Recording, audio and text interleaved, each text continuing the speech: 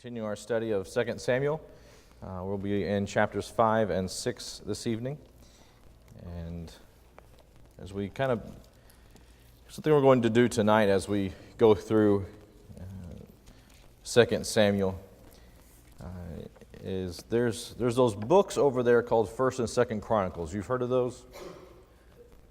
They parallel a lot of the same stories that we'll be looking at, the same history. They're written at a later time. And we'll kind of be going through the study and kind of showing where they mash up. So you have, the Gospels and the 4 Gospel accounts, and they're written from the different perspectives. They all harmonize in much the same way the Chronicles and in the 1st and 2nd Samuel, 1st and 2nd Kings, they harmonize to some degree. So we'll be looking at those. As well as we go through the study. You can go ahead and put up chapter 5 if you guys want to. I don't have the clicker tonight. There it is. All right, we've been working up to this point. So chapter 5, we finally get to a situation where the kingdom is united. What has hindered the unity so far for the kingdom of Israel? I'm sorry? There's been sort of a fight for the throne as to who would relinquish it. Who are some key players involved in that? Saul. Now, Saul knew that his dynasty, according to God, had kind of come to an end, right? He wasn't going to, according to God, he was not going to have a descendant on the throne in a ruling capacity. And did he kind of say, all right, that's good, we'll phase out and phase in, there'll be like a year overlap, and we'll make sure there's a smooth transition between the two dynasties. Is that the way he went with things? No, he did not. He fought it tooth and nail, and it was not smooth. And then even after his death, what took place that kind of hindered, again, unity after the death of Saul? Who stepped in? There's this power vacuum. Saul's no longer king. That weird name, his son, remember? Ishbosheth, yes. Ishbosheth, with the help of Abner, kind of comes in and takes the throne for a little while. But what happened to dear old Ishbosheth in chapter 4? He got killed till he died of it, right? He was murdered in his sleep. Again, people who thought, well, we'll do David a favor and we'll go assassinate his enemy, and all will be well. And how did David respond to that? Not good, right? It wasn't good to do that. And David said that was not a good thing to do, to murder a man in his own house and to sleep in his own bed. That's just not appropriate way of handling things. And so those gentlemen died. And so that's kind of where we left off last Wednesday. Chapter 5 opens up with this.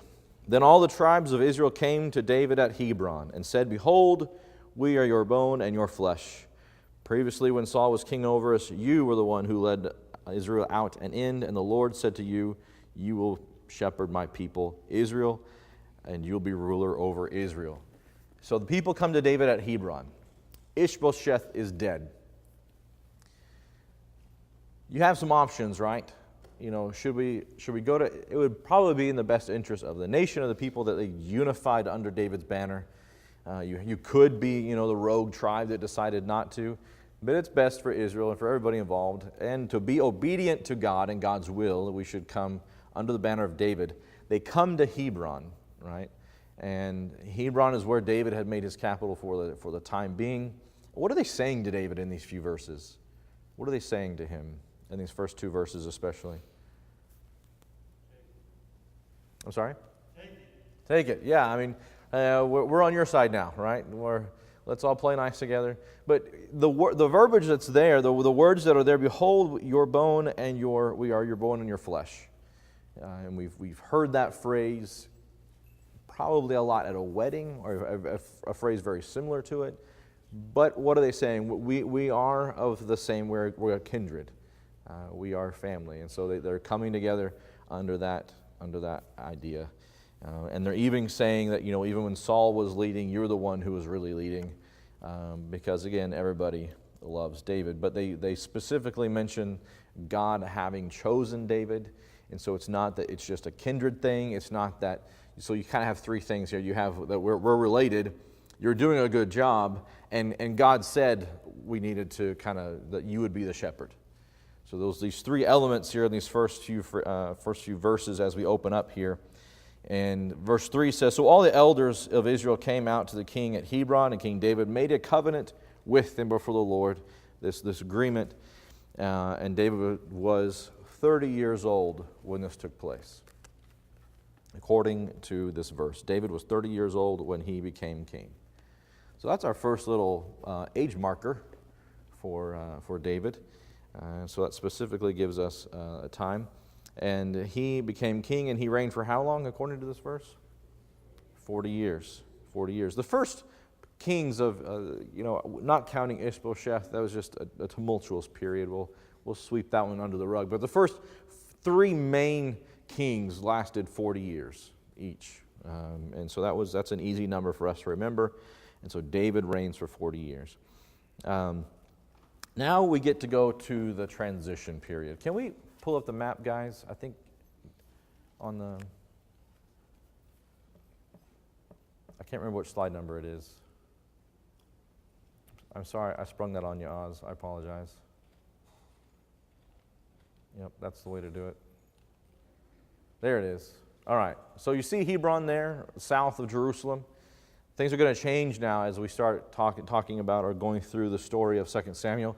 We're going to go to where the star is there in Jerusalem and going to make this change. So that's what we're going to be looking at tonight in chapter 5, these short verses here about that change. And so we can go back, just thumb through the next, sorry. I don't want you guys to fall asleep over there in the sound booth. You got to do something. All right. So the kingdom's united in the first few verses here. And now the king and his men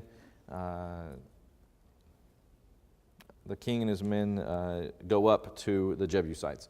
Who are the Jebusites? Do we know? There's all these ites in the Bible, right? The Hittites, the Hivites, the Jebusites. There's all these groups of people. Who are these strange Jebusites? Somebody look over in Genesis chapter 10. Somebody want to turn over to Genesis chapter 10, specifically verses 15 and 16, and give us a rundown on who these Jebusites are. Genesis chapter 10, verses 15 and 16. Who are these Jebusites? Related to whom? Heth. Who's related to? Huh? Who's related to? Go back up the chain. Who are these people coming from? What happened in Genesis early on? Flood, right? We started over again, and you have what, three sons? Shem, Ham, and Japheth, right? These Jebusites are descendants from the sons of Canaan, one of the sons of Canaan who was a son of Ham. And so they all go back to the boat, but don't we all? That's where they came from. So those Canaanites settled this area, and the Jebusites were in this land. Now, we're told in Numbers chapter 13, verse 29, that they dwelt in the mountains. What do we hear geographically? What do we hear a lot in relationship to Jerusalem? You hear people talking about going up to Jerusalem. So we went up to Jerusalem. We went up. Even if they're in the north, what do we say in Florida? We're north and south, and I'm going to go up to Georgia. I'm going to go up, because that's north, basically, right? Unless you're going to Key West, you're pretty much going to go north in Florida, right? Going to go up there and visit family or whatever you're going to do. So in this relationship, geographically, Jerusalem was an elevated position. And so no matter where you were at Jerusalem, in Israel, if you're going to go to Jerusalem, you're going to go up to Jerusalem. You're going to go up. And so Numbers tells us that they dwelt in the mountains, which is where Jerusalem was. And they're also told in Joshua chapter 15 and Judges chapter 1 that they could not be driven out. They were not driven out, and they dwelt sort of kind of there with the Benjamites in that area. So David, now that the kingdom is united under his banner, he decides that Jerusalem is what they need. That's the next step. We're going to go to Jerusalem.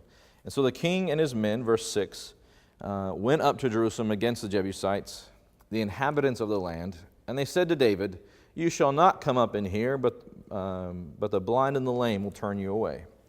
So what's happening here? So David comes up against, in battle array, comes up to the Jebusite city in Jerusalem. And they say what, basically? Trash talk. It's some trash talk, right? This is some trash talk. This is nana nana boo boo. We've been here so long, nobody has ousted us.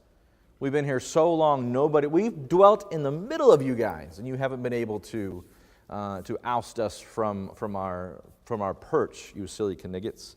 So in this situation, David comes up against him, and what happens? As you read along, David is a man of war. What is going to happen? Do you think they're going to stay there very long? Probably not, right? Nevertheless, David captured the stronghold. We don't even get like a story like how it happened. We don't get any kind of information that we have. If you were to make a movie of this scene, it would have been the cutaway scene when you went to commercial, and when you come back, David had the city. I mean, that's kind of what we get here. So they're making fun of him, thinking David cannot come in here. But verse 7, nevertheless, David captured the stronghold of Zion, that is the city of David. And David said on that day, whoever would strike the Jebusites, let him reach the lame and the blind. And so he kind of, is trash talking after having taken their city, which he can do. He took that. Therefore, they say, the blind and the lame shall not come into the house. So David lived in the stronghold and called the city the city of David, and David built a wall around it, which part of that wall is still, you can still see part of the old wall of David in Jerusalem today, which has been expounded upon later on throughout the history of Jerusalem. So there is the taking of Jerusalem. And then we have Hiram, king of Tyre. So if you have a new guy coming into power, what's a good thing to do, maybe? Let's make some friends, right? Right. Who needs to make enemies? Incidentally, if you guys want to put out in your notes, chapter 5 of 2 Samuel coincides with 1 Corinthians chapter 11. 1 Corinthians chapter 11. Verses 1 through 3 of chapter 5 coincide with verses 1 through 5 of chapter 5 coincide with the first 3 verses of 1 Chronicles chapter 11. And then we get this story of the Jebusites being taken over in verses 4 through 9 of 1 Corinthians chapter 11. And then this story of the events of King Hiram, we see in 1 Chronicles chapter 14. 1 Chronicles chapter 14, verses 1 through 7. So Hiram, he decides, let's make friends with David. Why be an enemy? He's pretty good at making war. And so he sends messengers to David with cedar trees and carpenters and stonemasons, and they built a house for David. That's kind of nice, right? Somebody builds you a house. What do we hear over and over again whenever like Nehemiah goes to build a wall, and we hear this need for, I'm sorry? They had a mind to work, exactly. And the king gave them permission to cut down trees, the cedars. And so there's apparently in that area, the wood to build with is cedar. That's the wood to use for building anything. And so that's what happens here in relationship to David's household. Now, what does David realize in verse 12? What does he realize? That God is doing exactly what he said he would do, right? He is now becoming this king that God had promised him he would do. Have you ever had that realization? I mean, God gives us His message, right? He gives us His word. He gives us and has said, I will be with you. I will never forsake you. There's those promises, the peace that passes understanding. And we read it, and we hear it, and we struggle through life, right? And we try to do the best we can. But every once in a while, and I hope that not on rare occasions, we are able to lift our head up and realize that God is doing exactly what He said He would do. And David here has this moment.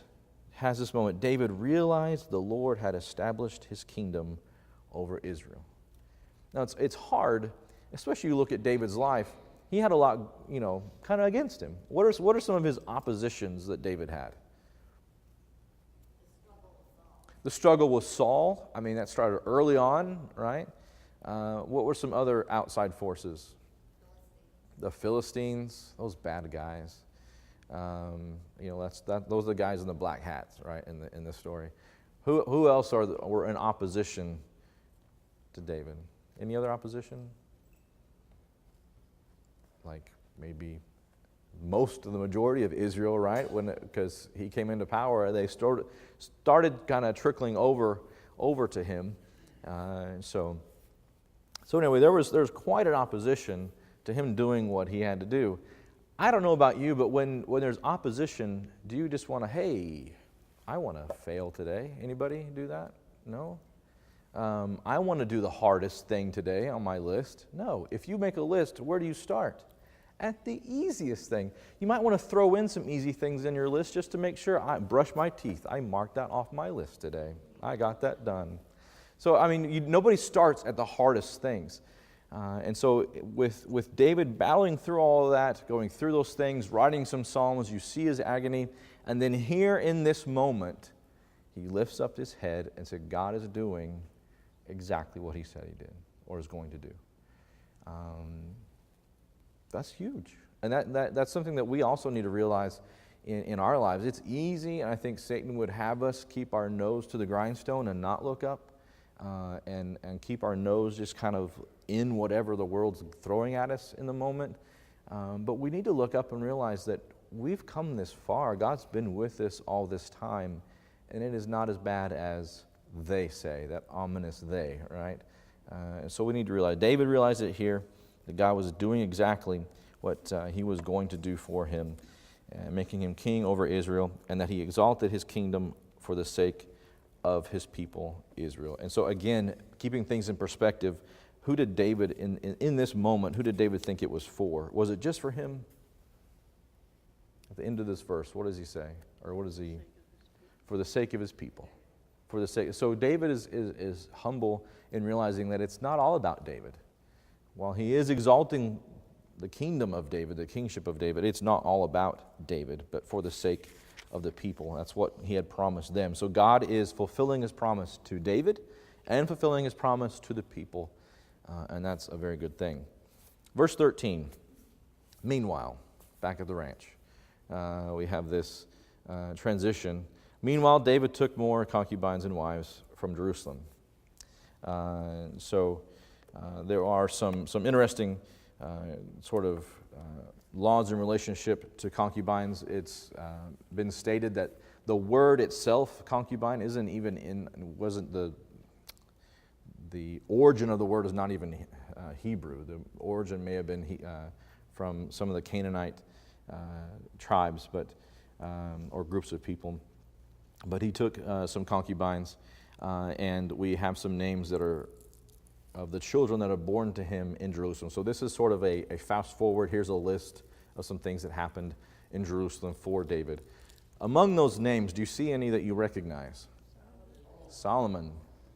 Now, we don't want to necessarily want to make sure that as we read this passage, that this is something that he had concubines in Jerusalem and he also had children in Jerusalem. It's not necessarily saying that these children are from concubines. I want to make sure we understand that as well.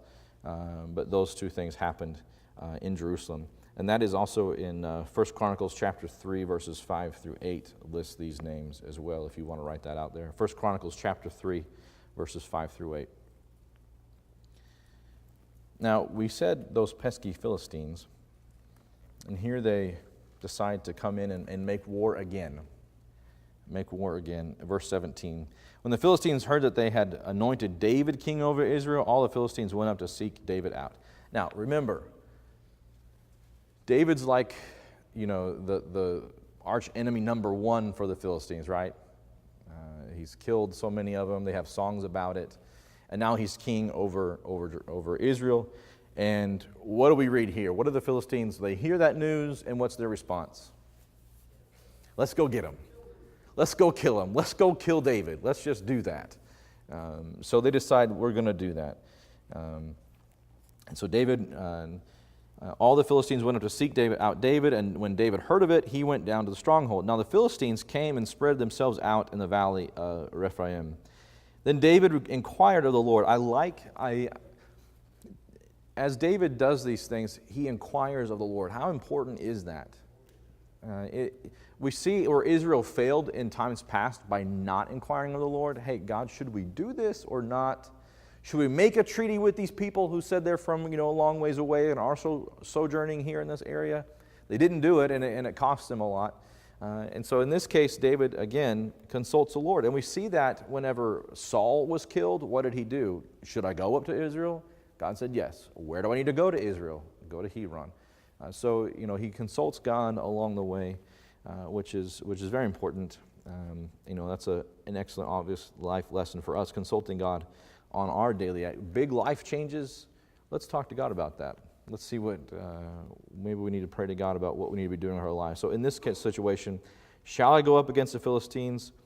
Will you give them into my hand? And the Lord said to David, go up, for I will certainly give the Philistines into your hand. And so David came, and I like how that is. Are you going to give them into my hand? Yes, I will certainly give them into your hand, for sure. I like how that's worded there. And the Lord said to go up. And so David, in verse 20, David came to Baal-perazim and defeated them there. And he said, the Lord has broken through my enemies before me like the breakthrough of waters. Therefore he named the place Baal-perazim. And so what is the imagery that we have as far as David's army breaking through the line of the Philistines? What imagery that we especially could relate to in Florida with the beach? Waves crashing through, right? Did y'all have caffeine this evening firing? Okay, so waves crashing through, right? And how destructive is water? We know how destructive water is, right? Even just a few drops of water can be destructive and costly. And so in this case, they were waves that came up against the Philistines. And what did they do? They abandoned, so they came up against them like waters, and therefore they named that place. And verse 21 says, they abandoned their idols, so David and his men carried them away. They abandoned their idols. So, they brought their idols out with them because that's, that helps them. In this case, it did not. And David and his men carry them away. If you leave it just like that, it's like, well, why would you do that, David? Maybe to melt them down. They were costly. Maybe, what? Look over in 1 Chronicles chapter 14, verse 12. 1 Chronicles chapter 14, verse 12.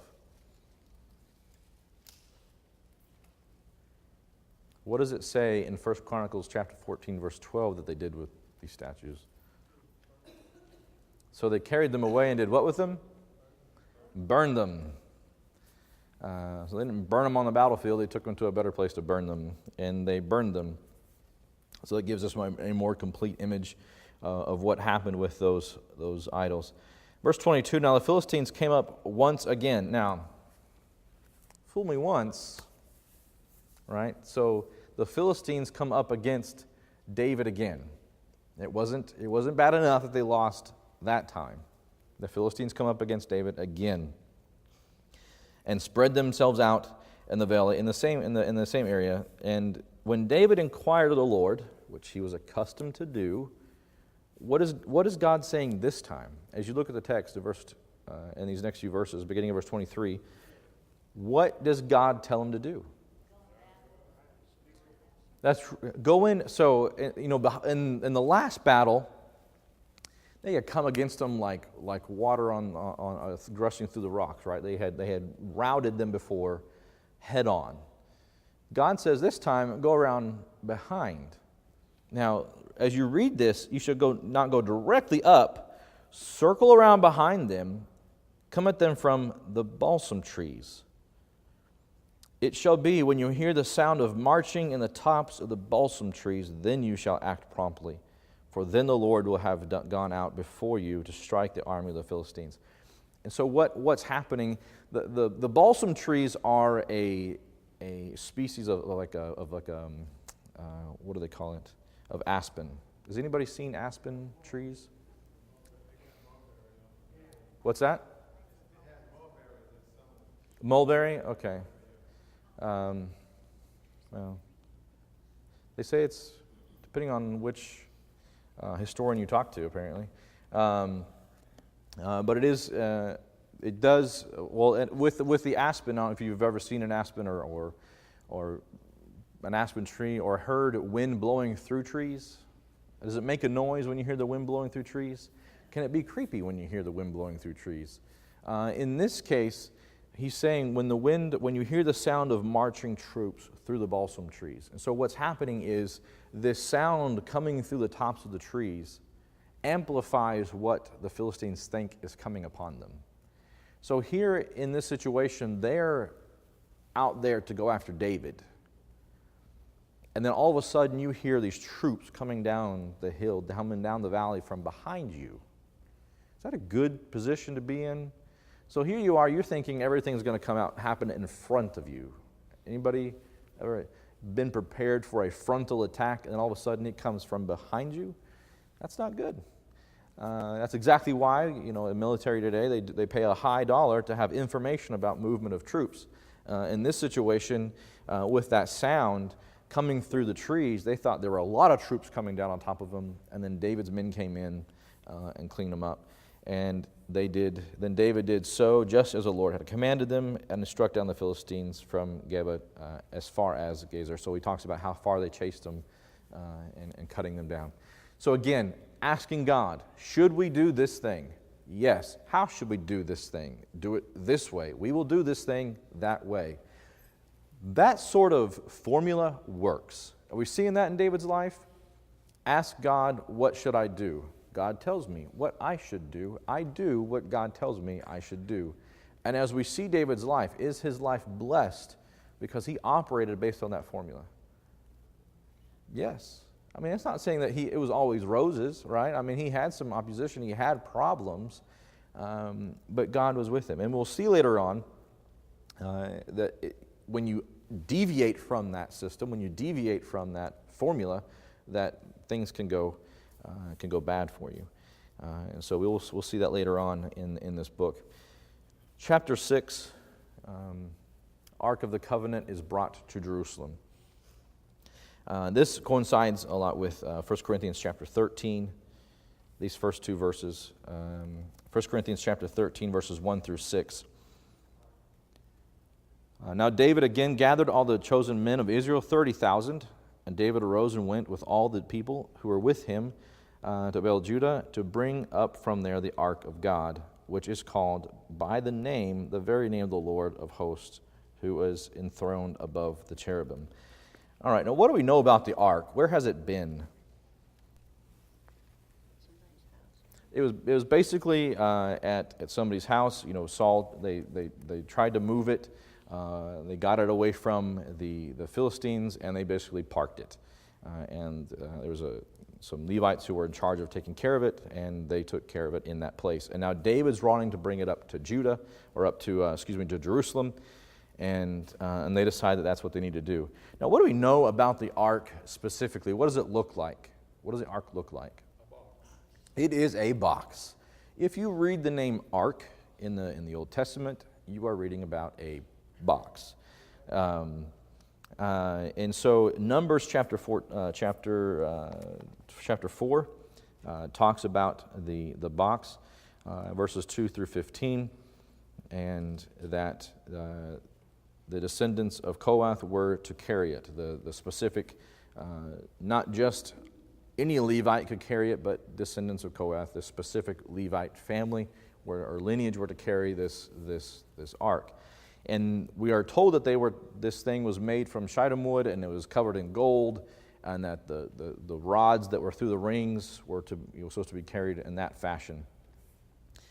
And what do we see as far as how the ark looks? What does it look like? Do you remember? Exodus chapter 31, verses 1 through 11 talks about what the ark looks like. How would you describe the ark? Has the two cherubim. Anybody seen, Indiana Jones at all? That's actually a pretty close description. I haven't measured the Indiana Jones version, if it's the right cubit height and width, but that's a pretty accurate description. So it was basically a box with rings with two long stabs through it that were all covered in gold. It had a kind of an edge around it with two cherubim, two angels on it with their wings overstretched towards each other in the box. Wasn't the top pure gold? Yes, it was all gold. This thing was just gold. It was all gold, and it was actually made from hammered gold. It wasn't something that it wasn't smelted and poured into form. It was hammered into form. It's just according to the Old Testament text, and so it says this here about the ark: the very name of the Lord of hosts, who was enthroned above the cherubim. Why is that significant? Enthroned above the cherubim. Do you know what another name for that space, that thing above where the angels were? Do you remember the other name? The mercy seat. The mercy seat. Look over in Exodus chapter 25.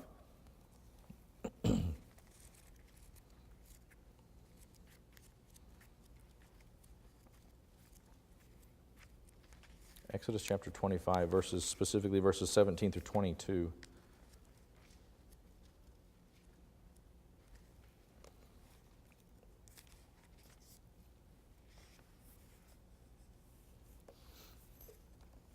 It says, "You shall make a mercy seat of pure gold, 2.5 cubits long."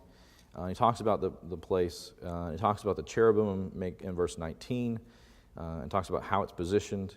And it talks about their wings being spread out. Verse 22, "You shall put the mercy seat on top of the ark, and in the ark you shall put the testimony which I will give you." Verse 22, "There I will meet with you, and from above the mercy seat, from between the two cherubim which are upon the ark of the testimony, I will speak to you about all that I will give you in the commandment for the sons of Israel." So this mercy seat is rather important. This is where God came to speak to his people. So this is a extremely important object. It is extremely holy and to be revered and to be treated as such. We saw what happened to the Philistines when they did not treat it that way, and we wouldn't wish that on anybody. And so Exodus chapter 25, verses 17 through 22 give us that information about the ark. Also Exodus 37, 6 through 9, very similar information. But that is where God is saying, "I will speak to you, Moses, from the mercy seat."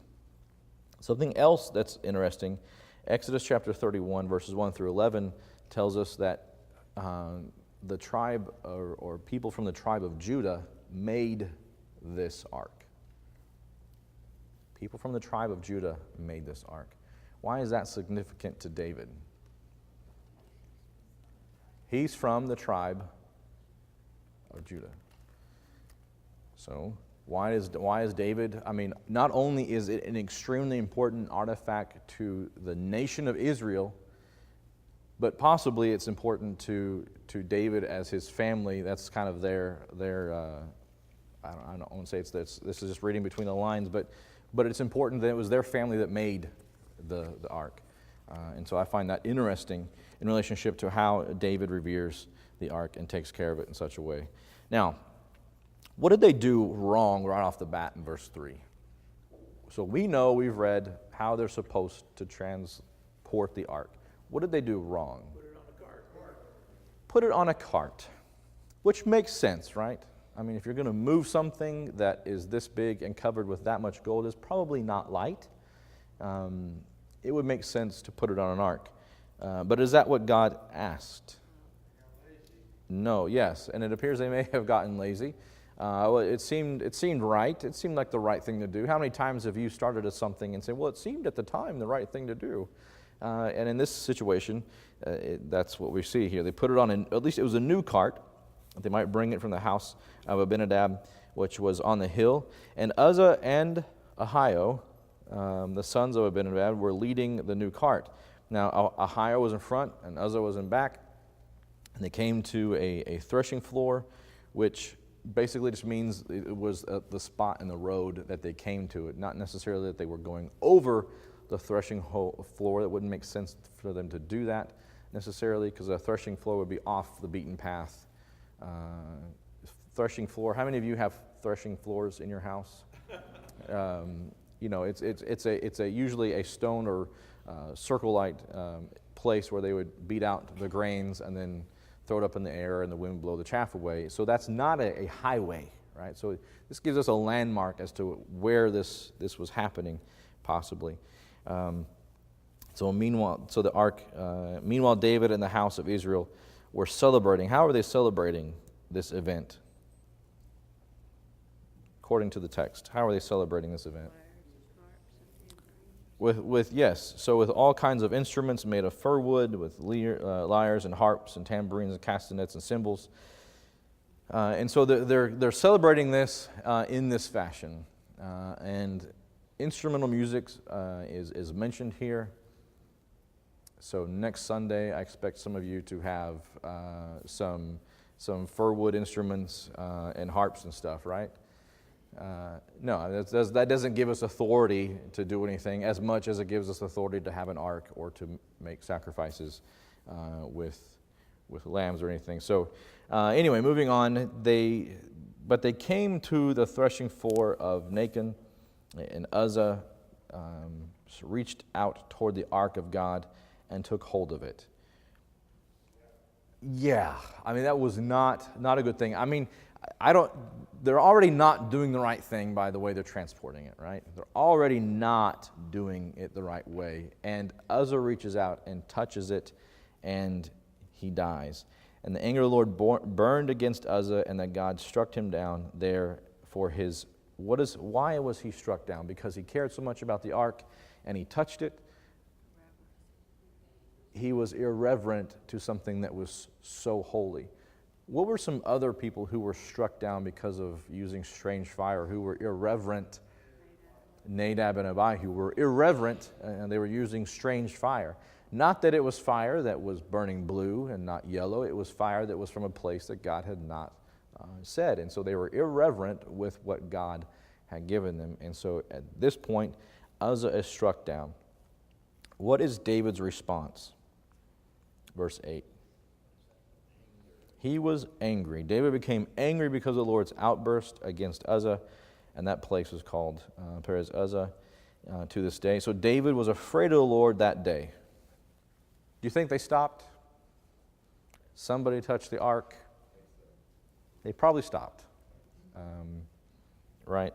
So if you want, just incidentally, I apologize, 1 Corinthians 13, 7 through 14 kind of detail this as well. 1 Corinthians 13, 7 through 14 goes through this same section of Scripture.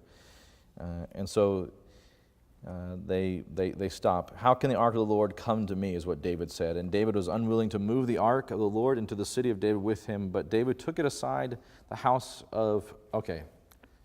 Yeah. It killed a guy. I was the one in charge of moving it. I'm not taking it to my house. Where is he putting it? Somebody else's house, right? Sure, back on in here. Yeah, thanks. Appreciate it. Children go to Aunt's house, right? So they put it in this guy's house. Thus the ark of the Lord remained in the house of Obed-Edom, the Gittite, 3 months. And the Lord blessed Obed and all his household. So that time that was in his household, he was blessed. He may have heard the story of what happened to the Philistines and thought, well, this might not go so well, but in this situation, he was blessed. Just incidentally, if you want to keep this some timeline information in here, you want to turn to 1 Corinthians 15, 1 through 24. In between verses 11 and 12, 1 Corinthians 15, 1 through 24 kind of take place. We will not cover that, but just for you to read on your own. And then beginning of verse 12, we have 1 Corinthians 15, 25 through 16, 3. 1 Chronicles. Am I saying Corinthians? Yeah. 1 Chronicles. Because abbreviated, like it's like CH. Sorry, anyway. 1 Chronicles 15, 1 through 24 happen in between 11 and 12. And 1 Chronicles 15, verse 25 through chapter 16, verse 3 kind of finish out this chapter 6 for us. So what happens when David finds out that he's being blessed in verse 12? So this guy's being blessed because the ark is there. Now I want it in my house, right? That makes sense. So David said, the Lord has blessed the house of Obed-Edom and all that belongs to him on account of the ark. And so David went out and brought the ark of God to the house and brought it up with gladness, I'm sure. In verse 13, and so it was when the bearers of the ark of the Lord had gone 6 places, they sacrificed an ox and the fatling. And you see this progression and of all they're bringing up the ark, and you see the trumpet, the sounds, this joyous event. And it happened as the ark of the Lord came to the city of David that Michal, the daughter of Michal, the daughter of Saul, looked out of the window and saw King David leaping and dancing before the Lord, and she just loved him even more. What does it say happened? She despised him. I think what the street term would be, he was acting the fool in her eyes. And so she did not like him for that.